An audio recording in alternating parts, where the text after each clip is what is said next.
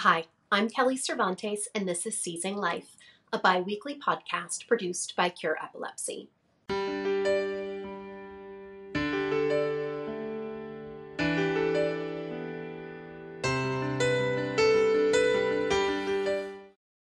Today, I'm excited to welcome Colleen Quinn and her son, Paul St. Pierre, to the podcast. Paul was diagnosed with epilepsy in November of 2018.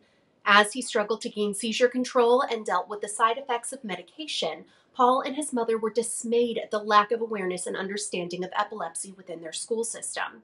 Spurred by this, Colleen and Paul set out to get a law passed making epilepsy first aid training mandatory for New Jersey teachers. They are here today to tell us about Paul's diagnosis, his experiences with epilepsy, and how it drove them to be epilepsy advocates. Colleen, Paul, thank you so much for joining us today to chat. I would love to know how epilepsy first entered your lives. When I first experienced epilepsy with the seizures, I knew nothing. I knew nothing of what epilepsy was. I knew, You weren't sure what was happening. yeah, and what was happening? First, it started as an eye twitch, and then then it progressed to a arm and leg moving kind of thing. So, in school, it was happening on a very high frequency, and he complained to me about his eyes, and he had had 3 prior eye surgeries.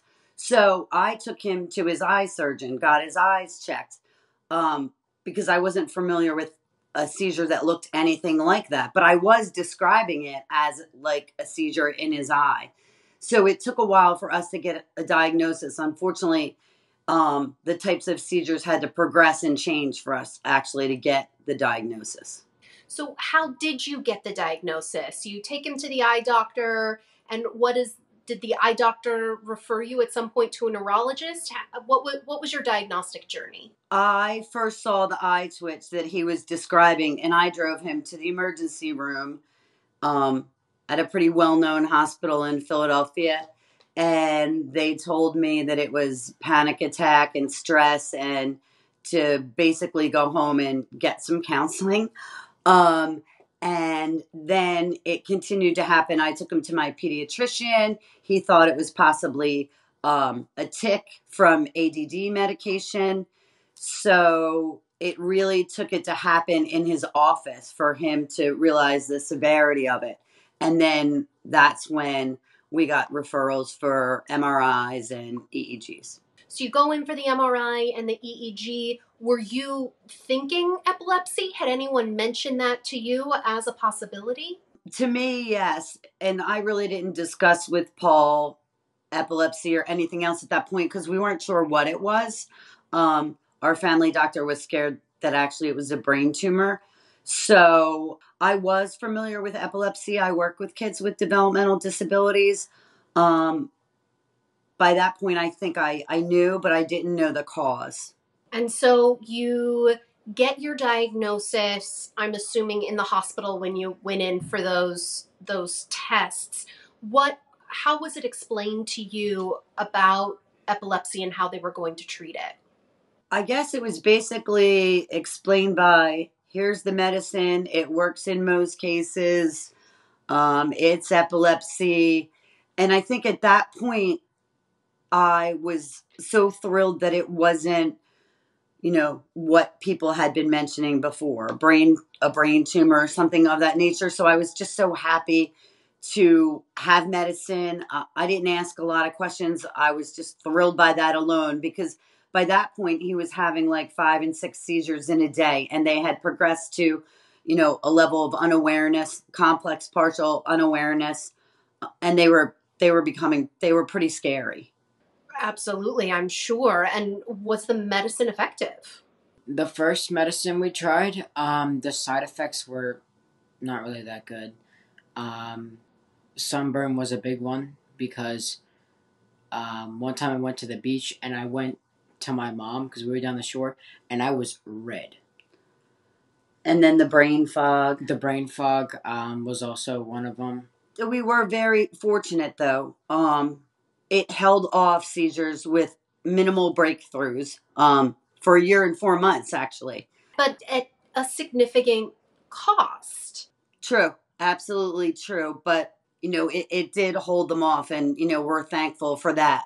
Unfortunately, he began to have breakthrough seizures this February and on a weekly basis that were pretty significant. And there was a choking incident where he turned blue. So we're actually just started a new medication, and he's had a few. I think the last one was 3 weeks ago today. So we're hoping that we're on a better path with this new med.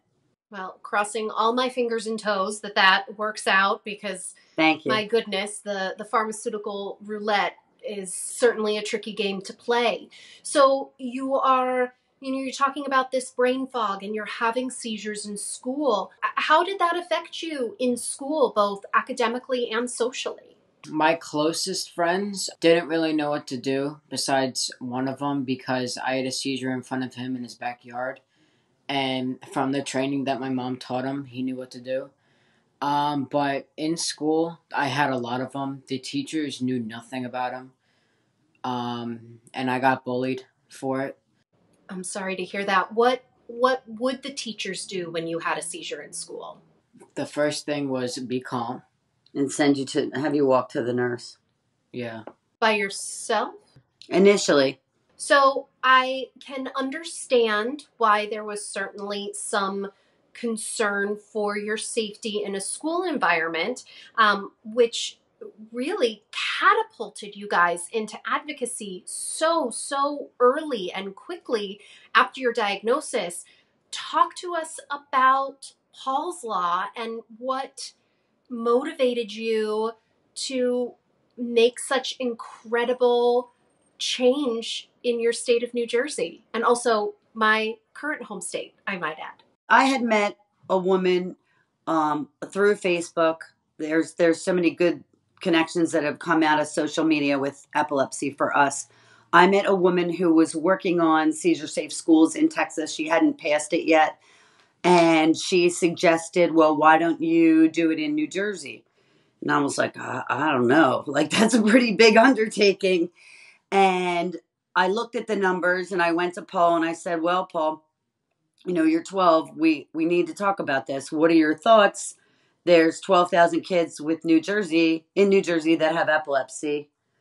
What are your thoughts? What do you want to do? And you can tell Kelly what you decided. She asked me, what do you think we should do? And I said, let's do it. Because I like trying new things, and this is big. It's very big and a lot to take on, especially when you're being bullied in school. And in order to get this law passed, you have to be pretty public about your diagnosis. That takes a lot of bravery. Yeah. He's very courageous. I'm very proud of him. But he wanted to stand up for all the kids who, don't have a voice or, weren't comfortable standing up. It just seems so like such an enormous task to take on. What steps did you take? How did you even get the ball rolling to get this bill passed in the state of New Jersey? At this point, Paul was obviously struggling emotionally, and we have a local weather station that comes out of Philadelphia. It's actually a country music station, and he loves country music, and they have a weather child on the station every day. So I applied for Paul to be the weather child, and they contacted me, ironically, and said, he's a little too old for that. And I said, well, I'm trying to lift his spirits. Here's his story. And they said, bring him into our station, and he can talk about epilepsy awareness. Well, we had called Senator Beach and requested a meeting. Well, that day, Paul was on the radio. Senator Beach's daughter must be a country music fan. So she heard it on the radio and called her dad and said, you better help this little boy to make a law. So by the time we got there with, the Texas law, Sam's Law in hand, and the Lindsey Crunk Act in hand from Kentucky, he said, Paul, you don't have to sell me. It's a go. So we were very fortunate. We've been very fortunate. Hi, this is Brandon from Cure Epilepsy. Since 1998, Cure Epilepsy has raised over $78 million to fund more than 260 epilepsy research projects in 16 countries around the world. Learn what you can do to support epilepsy research by going to cureepilepsy.org. Now back to Seizing Life. So you have your state senator on your side helping you. What did you do next? What is that process like? Again, we were blessed. Senator Beach is a former teacher, and he had a student have a seizure. So we couldn't have gotten luckier. We started our Facebook page, Paul's Purple Warriors. We reached out to other people who were working on the bill or who had passed it. Cindy Crunk in Kentucky, Sherry Duo in Texas, and just got advice, and they sort of helped us along. We grew the page. I had parents knocking on my door that lived in my town, thanking me and hugging me that I never met in my life because their kids had epilepsy. It is such an important piece of security to know that you are sending your child to school and that the professionals in that building will know what to do when your child has a seizure. To that end, can you explain specifically what is in the law and what it entails? So the law is pretty much about training teachers, bus aides, Administrators, all school personnel, really. Yeah, they're training to know what to do when a child, specifically with epilepsy, has a seizure. And it also, the course, which can be taken by Epilepsy Services of New Jersey or the Epilepsy Foundation of America, also teaches recognition of seizures because, what Paul was describing as an eye twitch, could have been diagnosed sooner. It was happening in school. And maybe that's because there was more stress and, the workload or whatever versus at home. So, the hope is that training will help teachers to not just to know how to respond, but to be able to identify different types of seizures. And it also includes a seizure action plan. So, Colleen, explain to me, I understand what a seizure action plan is, certainly in a home. What does that look like in a school setting? And who receives that action plan in the school? In New Jersey, the way it's written in our law is it's a health plan. So it's written specifically by the child's epileptologist or neurologist and the parents, and then it's given to the school nurse and disseminated specifically individually for each child, because not every child has the same rescue meds. Not every child, you would call an ambulance at the same time. Some kids need to lay down. So it's individualized to the student with epilepsy. I'd love to hear in your own words from both of you why this law is so important. I think on a very base level, most people can understand, just sort of the fear of generally not, sending your kid to school and the teacher doesn't know what to do. But I think that there's so much more to it than that.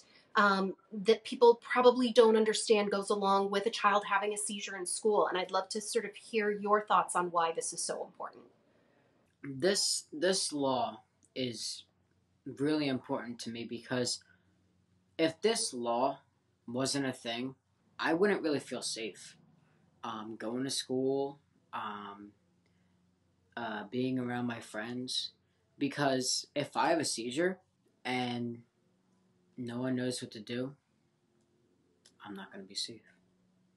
Right. And there's 12,000 kids in the state of New Jersey. Mm-hmm. I think that there's even more to it than that. I mean, you start looking in the public schools in particular, and they're cutting the school nurse out of the school. There isn't necessarily a school nurse there every single day. So, you can't expect a child to only have a seizure on the day that the school nurse is there and can help with that.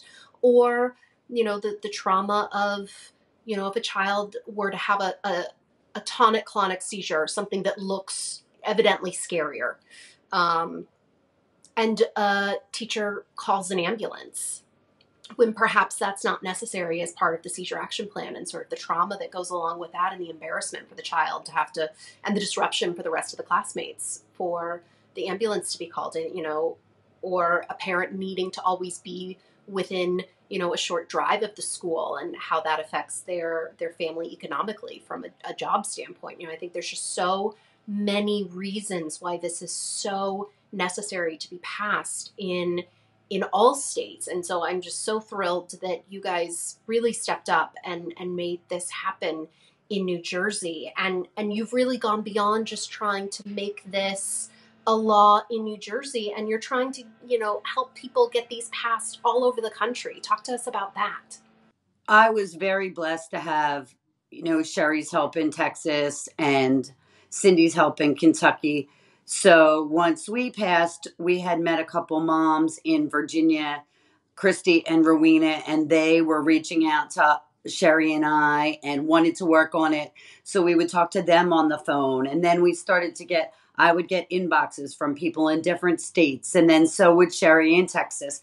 So finally I said, can we just put all these people in one place so we can all share information to make it easier and, teamwork this whole thing. So that's when we started the national page, National Epilepsy Advocates for Seizure Safe Schools. And, there's so many great people in there advocating in their states. So it's been a great journey to be a part of and to help them and give back, the help that we had.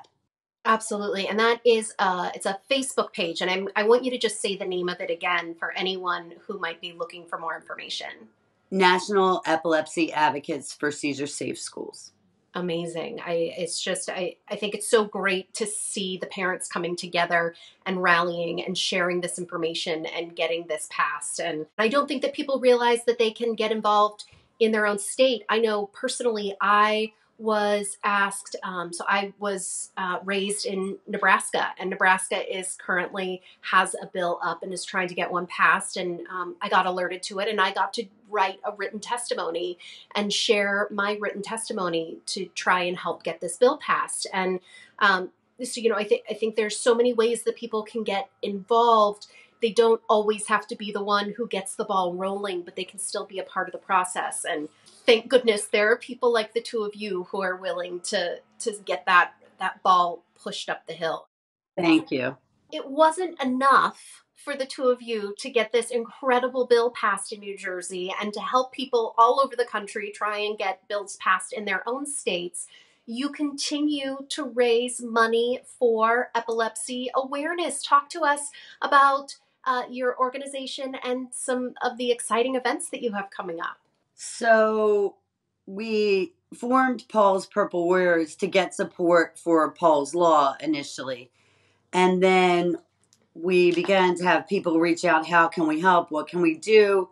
So we are partnering with Epilepsy Services of New Jersey, which is part of the American Epilepsy Alliance, to do an event called Seize the Wave, which this one's near and dear to my heart because this is something kids with epilepsy may be fearful to do, but with the right safeguards in place, we have doctors, we have nurses, we have volunteers. We're going to be able to have 30 kids with epilepsy and their families come to the beach for the day, have lunch, and the kids will be able to surf. So we're super excited. They're going to have their individual trainers to teach them and help them. So we're pretty excited about that one. That is wild and so much fun. And you're right. It is something that a kid with epilepsy isn't normally going to be able to do. There's so much concern around water safety, but you've created this safe environment and given them the opportunity for an experience they wouldn't have otherwise had. It's really incredible.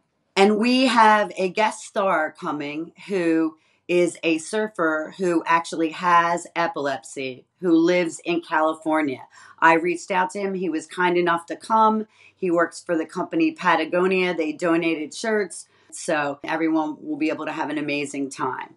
Oh my gosh, that's incredible. And then in September, we are partnering with the Epilepsy Foundation of Eastern Pennsylvania, along with Sail for Epilepsy, who is Phil Hayden from Massachusetts, the Massachusetts area, and he is bringing his sailboat down. He sails, for epilepsy awareness, and we're doing a fun event with them in Pennsylvania on the Delaware River in September.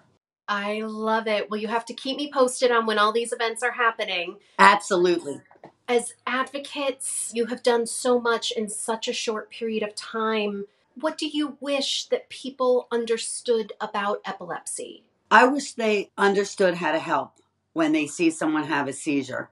Instead of being fearful, I wish they knew how to help. I think that's the most important thing, or the biggest gift the general public could give to the community of people with epilepsy. Absolutely. Just general. I feel like there is, a general consensus that knowing and CPR is a generally good thing for people to know, but I think that seizure awareness and seizure first aid should be right up there with CPR. And with help from the two of you, certainly in the public school systems and beyond, I think that we are inching closer to making that happen. I am just so grateful to both of you for your advocacy, for speaking with us today.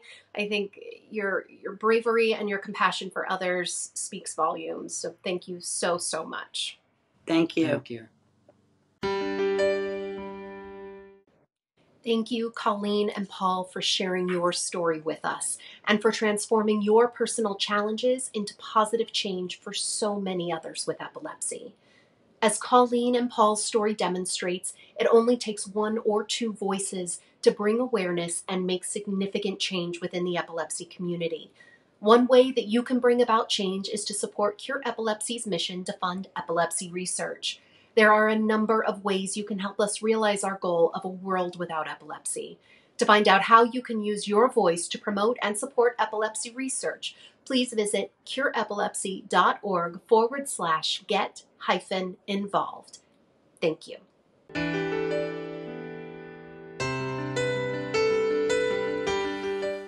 The opinions expressed in this podcast do not necessarily reflect the views of Cure Epilepsy. The information contained herein is provided for general information only and does not offer medical advice or recommendations. Individuals should not rely on this information as a substitute for consultations with qualified healthcare professionals who are familiar with individual medical conditions and needs.